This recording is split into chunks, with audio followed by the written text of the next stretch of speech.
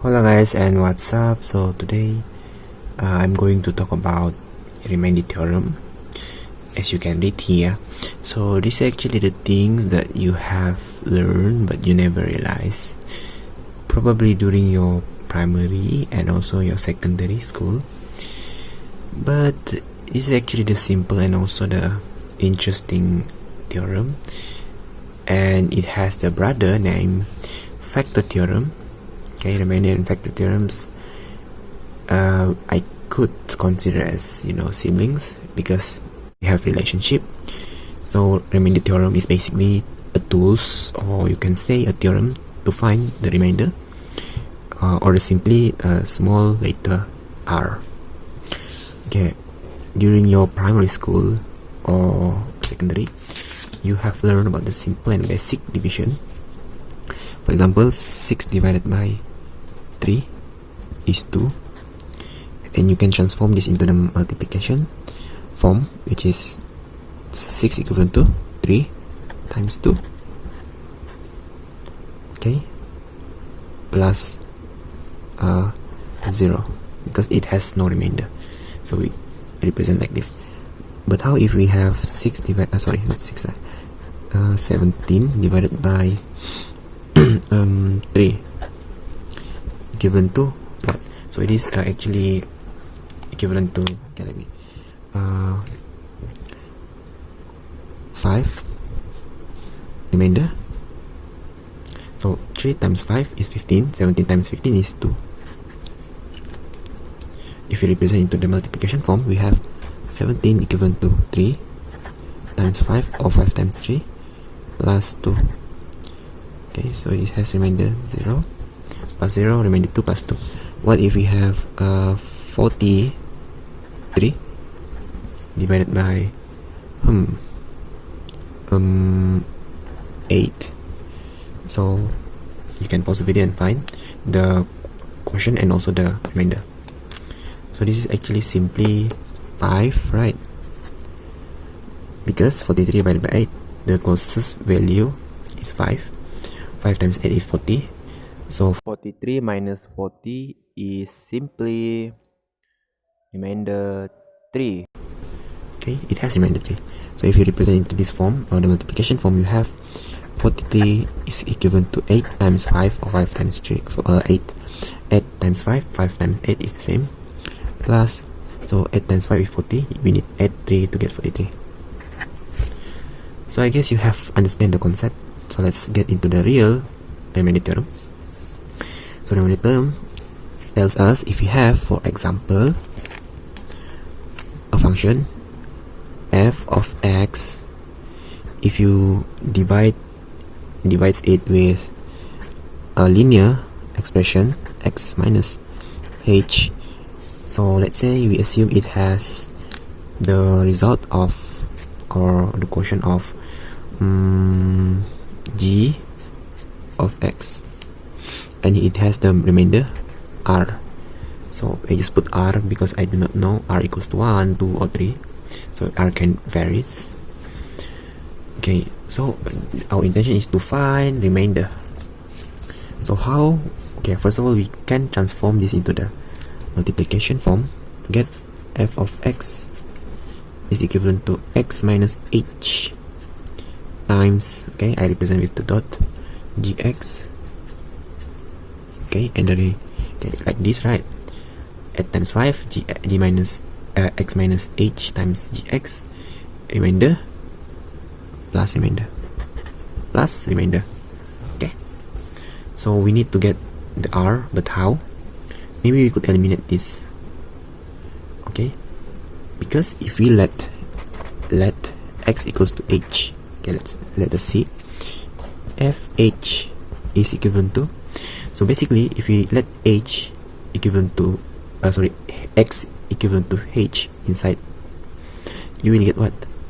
H minus h times gx plus r, isn't it? So we know h minus h, or any number minus with the same number, is 0. Oh sorry, this is supposedly h also, g of h. So what we will get, f of h So this is 0 0 plus r, which is r. So the r is remainder. So which means when we substitute h, so h can be anything, but basically h is the zeroth of this linear expression. Zeroth mean the value which you substitute into the x or into the variable and will result to the 0, like this. Okay, when you substitute what? Okay, you have x minus h, right? What value of x if you substitute inside will give you 0? X must be h. So we call h is the zeroth of this linear expression. So when we substitute the zeroth of the linear expression into the f function, we will get directly the remainder.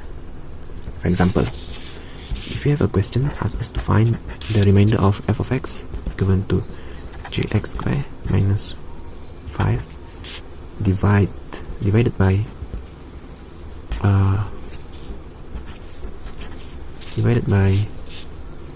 x minus 5. So what is the remainder? So first of all, we identify this is the linear expression. This divides with this, so we find the zeroth. The zeroth is 5, right? Zeroth is 5 because when we substitute 5 inside the x, the linear function, we will get 0. So that it is the zeroth. We call it as a zeroth. So recall that we need to substitute the zeroth here. So we need to substitute the zeroth here. So the zeroth here is 5. So f of 5 will reproduce the remainder, right? So we substitute 5 inside here. So 3 minus 5. So we substitute 5 into here. So 3 times 5 square. This is 75. Sorry, this is 75, right? 75 minus 5 is 70. So this is the remainder basically. And supposedly we could prove this, okay, the proof by using long division, or we could also use synthetic division. But so that you guys can easily understand, I'm going to use long division. So let's construct our long division. So this is the fx inside, and the divisor is x minus 5 pembagi. Okay, so what we put here so that we, okay, so first of all, this is the x square and we don't have the x square, the x to the power of 1, so we can put 0 x to the power of 1, which is basically x minus, then we put minus 5. So basically we need to have all the variable from the highest to the lowest accordingly. So what we put here, so that we, and then we times with x minus 5 to get the x square minus 0x to the power of 1 minus 5. So the closest value probably 3x, because 3x times x is 3x square, 3x times negative 5 is negative 15x, right? And then we minus, always minus, so this is 0, so minus 0 minus 15, so minus positive 15x minus 5, we bring the 5 down. So what we put here, so that when we multiply with this, we get 15x minus 5. The closest one is positive 15. Positive 15 times x is positive 15x.